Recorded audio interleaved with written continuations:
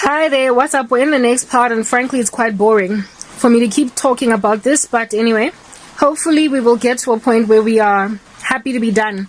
Alrighty, my phone is charging, let it keep on being charged, amen. I was speaking about carbon emissions and how it is that God is humiliating that globalistic elite agenda, that apparently the world is coming to an end because we exhale too much, and so therefore we should likely just not breathe at all and reduce the numbers of us, depopulate the living daylights out of the earth. Right. So there is clearly intervention by a deity, by our God, all right, to humiliate elitist global agendas of the planet, and how it is that not everybody on the earth is suffering the same fate as the West. And so therefore God is not going to ubiquitously just ransack all of the planet because the West is crazy. He is recalibrating scales. Likely that's what's going on right now. Okay. And then, after speaking about that, I wanted to highlight, so the globalistic elite agenda is to take everybody's farmland and monopolize farming or monopolize land ownership to just 1, 2, or 2, 3, or 5 people. They're at the top. They want to colonize food. They also want to tell you how to light up your world. They want to say that use this instead of that, renewable or getting clean energy, blah blah, use the wind, use whatever. And now here it is that they're using coal in Europe, or at least trying to, because they want to purchase it from African countries that are backward in how they produce power. And then I spoke about how it is that the woke agenda is not embraced like by the globe at large. It is mostly an American issue. Most of Europe doesn't even approve of the woke agenda, and so too does, of course, Asia does not take it at all. The Middle East is not content with it, neither is Africa. Not really sure what's going on there in South America, because last time I checked, Brazil was trying everything in its power to be woke, but we'll just like say, or the majority of the planet is not quite yet on board with the American issue that is causing an apocalypse in that region of the world alone. So therefore, if at all, it's that region of the world that is enduring these levels of apocalyptic events, and not everybody else. What America is then on that day is Sodom, and everybody else is Lot. They're gonna get out. Do you understand? The land is under judgment. So too is much of the Western world under judgment. But everybody else has not quite gotten to that level of entropy, if you know what I'm saying. Everybody else is not headed to entropy, guys, in the said fashion, in a similar downward spiral to Western society. So we cannot then, as a global citizenship, if we are responsible Christians, if we are responsible at all as believers in the Lord Jesus Christ, we have got to look at everything with a Berean eye, and not just our own countries.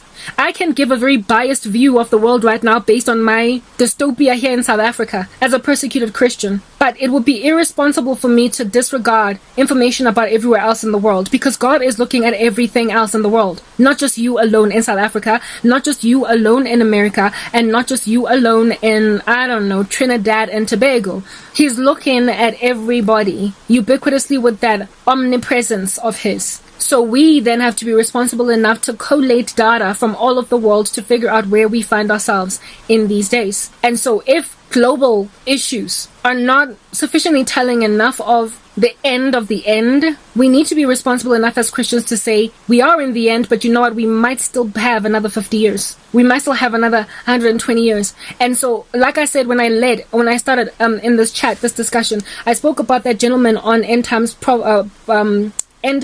Productions that gave that exposition on his beliefs on when the Lord will likely reap the bride. He said we likely have another 120 years here, and I can't say that I believe him and I stand by what he says, because I am not entirely sold on his theory, but I am also not entirely antagonistic to it. I just am saying I am literally in a rock and a hard place. I'm in the middle of him and everybody else who believes we're leaving tomorrow. Things are bad enough for Christ to come and rapture the church, plus the doctrine of imminency has it that it could happen at any minute.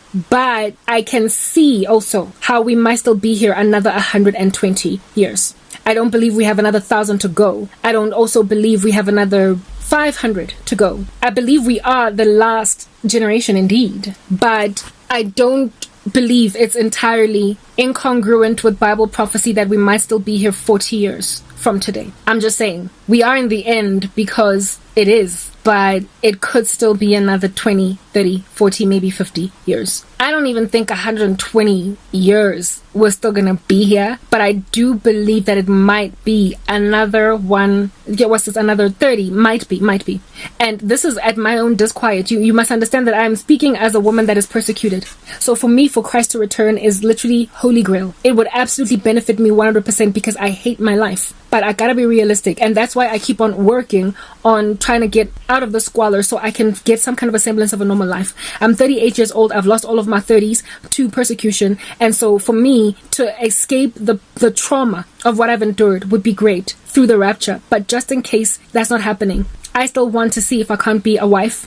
I still want to see if I can't be a mother. And I still want to see if I can't be a business owner. I still want to see if I cannot build a legacy here on earth. Because what if I've got another 30 years remaining? I would much rather not have those 30 years remaining. I don't want to be here. I want to go home. But if at all it doesn't happen, what is the next step?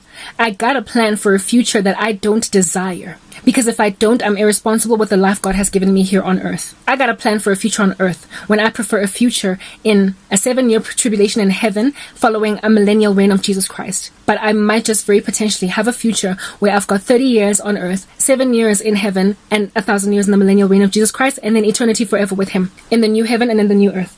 Christians have to create balance, guys. We have to look at everything. You know, a lot of the content that I consume is American because, frankly, they are one of the largest, if not the largest exporter of the gospel in the world, and they've got some of the best teachers there. But it can skew your view of what's happening all over the show. Their view of things is based on a world leader that has been given them that is a judgment on their land, and a woke agenda that is eating away at them, and an enmity with Israel that is brewing, alongside an enmity with a superpower that is trigger happy.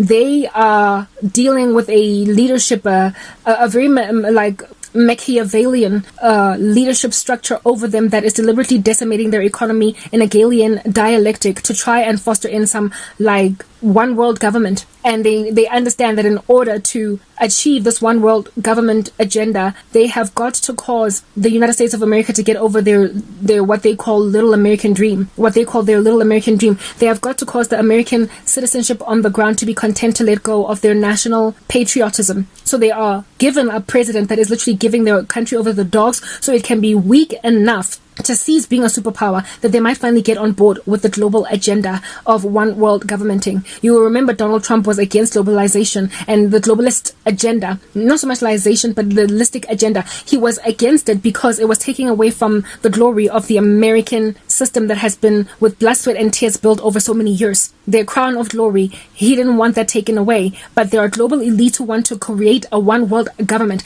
And in trying to create this one world government, they have got to weaken the superpower of the world that will not want to let go of its power easily. So they put a president in place that is weakening the land by causing it to be wobbly-legged so that it will get to a point where it will eventually capitulate to the one world agenda. And so when you are listening to news coming from people coming from that kind of vantage point where they're seeing the country being torn apart deliberately and on purpose, you might be tempted to believe it's happening across the world because they are so influential. And indeed, we ought pray for them that their land might be preserved, because indeed it is in the best interest of us all for there to not be a one world government coming to us anytime soon. We have to fight for the US to stand. Otherwise, it is literally going to be a domino effect if they fall. Do you understand? But we cannot, upon seeing the demise of the US, or what's currently the impending demise, apart from the intervention of God, they will indeed fall. We cannot then imagine that it is our status quo too, because it's not. Meaning that the United States needs to strive, citizens there, Christians there, they need to strive to rescue their land and keep it in its superpower status for the sake of their land and their prosperity in the future. Otherwise, they are going to enter into some dystopia that they're not used to, and it's going to take very many years for them to recover if the Lord does not come and take the church back, which might be true given that everywhere else in the world is not 100% carbon copy similar to what's happening in the US. It's not that dystopian everywhere else. Next part.